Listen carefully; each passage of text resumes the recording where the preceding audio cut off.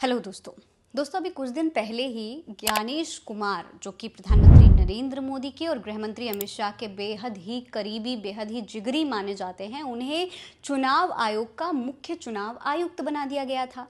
और इसके पीछे क्या वजह थी, इसे लेकर के कई सवाल खड़े हुए थे। राहुल गांधी ने ज्ञानेश कुमार को मुख्य चुनाव आयुक्त बनाने का कड़ा विरोध किया था, लेकिन उनकी बात को नज़रअंदाज कर दिया गया था। इसके बाद भारतीय जनता पार्टी लगातार सवालों की कटघरे में खड़ी हुई थी कि भाई आखिर क्या वजह है कि अपने ही करीबी को चुनाव आयोग की मुख्य चुनाव आयुक्त की कुर्सी पर अमित शाह ने बिठा दिया। अब जो ये तमाम सवाल उठ रहे थे दोस्तों, इनके पीछे की असल वजह खुल करके सामने आ गई है। खुद ममता बनर्जी जो कि बंगाल की मुख्यमंत्री हैं, उन्होंने एक ऐसा आरोप लगा दिया है जिसके बाद इस पूरे षड्यंत्र के पीछे की असल वजह अपने आप सामने आ गई है। ममता बनर्जी ने क्या आरोप लगाया है, सबसे पहले मैं आपको वो पढ़ करके बताती हूँ। खबर के अनुसार ममता बनर्जी ने आरोप लगाया था कि मेरे पास सभी जिलों से सबूत हैं। हरियाणा और गुजरात के लोगों के नाम पश्चिम बंगाल के निवासियों के साथ एक ही आईपीआईसी चुनाव फोटो पहचान पत्र संख्या के तहत है। इसी तरह महाराष्ट्र और दिल्ली में भाजपा ने जीत हासिल की।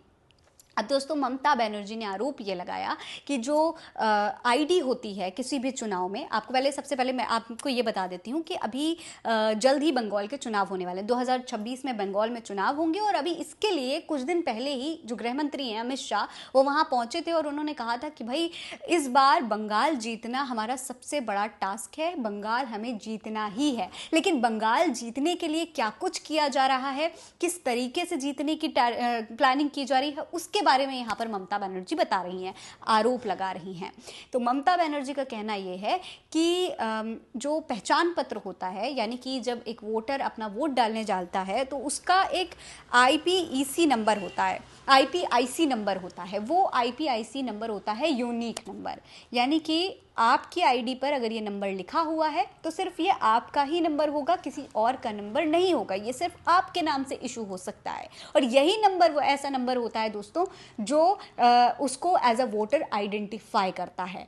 अब यही बात ममता बनर्जी ने कही है कि भाई जो बंगाल चुनाव से पहले जो वोटर आईडीज बनाई जा रही हैं, उसमें जो पहचान पत्र हैं वो एक ही आईपीआईसी नंबर के हैं और सिर्फ फर्क क्या है, वो दूसरे नामों से बनाए जा रहे हैं। यानी कि सेम आईपीआईसी नंबर के साथ अलग अलग लोगों को वोटर आईडी इशू की जा रही है। ये बहुत बड़ा आरोप है, बहुत बड़ी धांधली का आरोप ममता बनर्जी ने लगाया है। उन्होंने कहा है कि जो ये नाम इशू हो रहे हैं, ये जो आईडीज इशू हो रही हैं, उसमें ज्यादातर लोग हरियाणा और गुजरात के हैं। ये आरोप ममता बनर्जी लगा रही है। उनका कहना है कि ठीक इसी तरीके से पहले महाराष्ट्र और दिल्ली के चुनाव में भी भारतीय जनता पार्टी धांधली कर चुकी है, यानी कि गलत फर्जी वोटर आईडियां भारतीय जनता पार्टी बंगाल चुनाव के लिए बनवा रही है। लोगों को अलग गलत तरीके से इनरोल किया जा रहा है। गुजरात और हरियाणा से लाए गए लोगों को बंगाल में इनरोल किया जा रहा है ताकि वो आए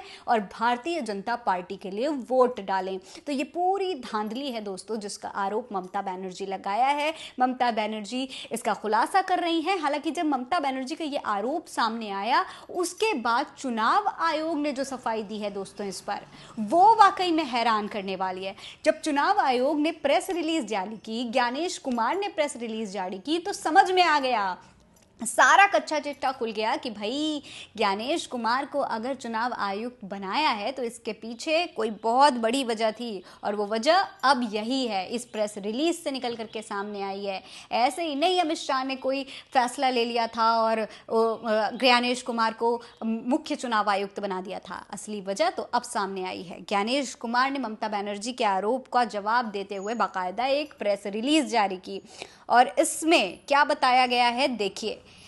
लिखा गया है, इस संबंध में स्पष्ट किया जाता है कि कुछ मतदाताओं के आईपीआईसी नंबर समान हो सकते हैं। इसमें लिखा गया है कि इस संबंध में ये स्पष्ट किया जाता है कि कुछ मतदाताओं के आईपीआईसी नंबर समान हो सकते हैं।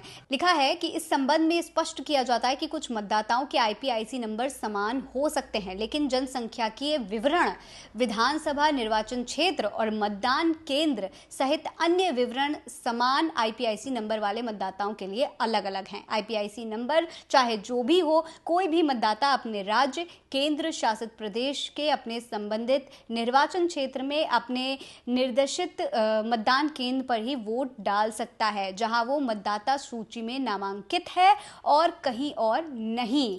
अब देखिए किस तरीके की सफाई दी जा रही है, किस तरीके उठा एक तरीके से अपने आप को बचाने के लिए पूरा षड्यंत्र रचा जा रहा है। तो यहाँ पर ये कह रहे हैं, चुनाव आयोग अपनी प्रेस रिलीज में कहता है कि भाई जो आईपीआईसी नंबर होता है वो एक जैसा हो सकता है। ऐसे कैसे हो सकता है? आपको भी पता है और हमें भी पता है कि आईपीआईसी नंबर का मतलब ही यही होता है कि ये एक यूनिक आईडी है और ये एक जैसी किसी की नहीं हो सकती। यही वो नंबर होता है जब आप गूगल पर डालते हैं और आपकी वोटर आईडी खुल करके आ जाती है।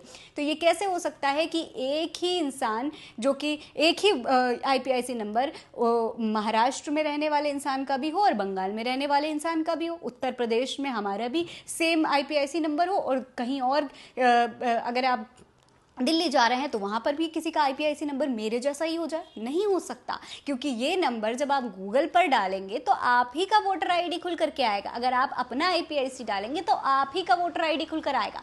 तो फिर चुनाव आयोग ऐसी बात कैसे बोल रहा है? इतना बड़ा झूठ चुनाव आयोग कैसे बोल सकता है? या तो ये हो सकता है कि चुनाव आयोग अपनी सफाई ठीक तरीके से पेश ना कर पाया हो। जो मुख्य चुनाव आयुक्त हैं वो जल्दबाजी में सिर्फ जवाब देने की तैश में गलत तरीके से अपनी बात को समझा गए हों, क्योंकि जब से ये बात चुनाव आयोग ने अपनी प्रेस रिलीज में लिखी है उसके बाद अब चुनाव आयोग को भी कटघरे में खड़ा कर दिया गया है कि भाई इस तरीके की बातें आखिर आप कैसे कर सकते हैं। आईपीआईसी नंबर जो कि एक ही होता है उसके बारे में भारतीय जनता पार्टी के इतने बड़े आरोप पर, भारतीय जनता पार्टी पर जब इतना बड़ा आरोप लग रहा है तो चुनाव आयोग इतनी हल्के में इस बात को कैसे ले सकता है?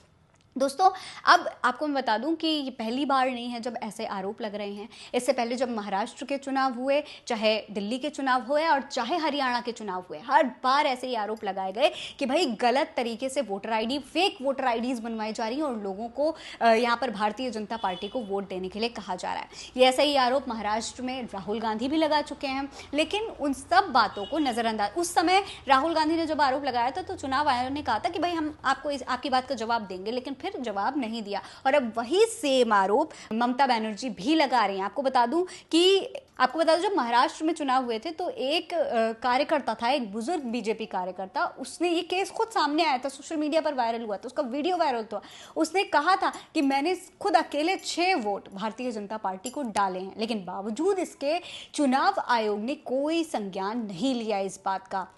हर बार आरोप लगते रहे। पहले राजीव कुमार थे, वो कुछ नहीं कर पाए, शांति से जो आरोप लगते रहे सुनते रहे और फिर रिटायर होकर चले गए। और अब आए हैं ज्ञानेश कुमार। ज्ञानेश कुमार को भी अगर जनता पपेट कहती है तो इसके पीछे वजह जो है वो अब निकल करके सामने आने लगी है। वजह ये निकल करके सामने आई है कि भाई बंगाल का जो चुनाव अमित शाह जीतने का पूरा प्लानिंग करके बैठे हुए हैं, जो पूरा दावा कर रहे हैं कि कुछ भी हो चाहे बंगाल का चुनाव जीतना हमारा लक्ष्य है, तो उस लक्ष्य को हासिल करने के लिए क्या अब अमित शाह कुछ भी करने को तैयार हो गए हैं? तो उस लक्ष्य को हासिल करने के लिए क्या अब अमित शाह कुछ भी करने को तैयार हो गए हैं? क्या फेक वोटर आईडीज बना करके अब बंगाल का चुनाव जीता जाएगा? इस पर आपकी क्या राय है? ममता बनर्जी के आरोप पर आप क्या सोचते हैं? कमेंट सेक्शन में लिखकर हमें जरूर बताएं। नमस्कार।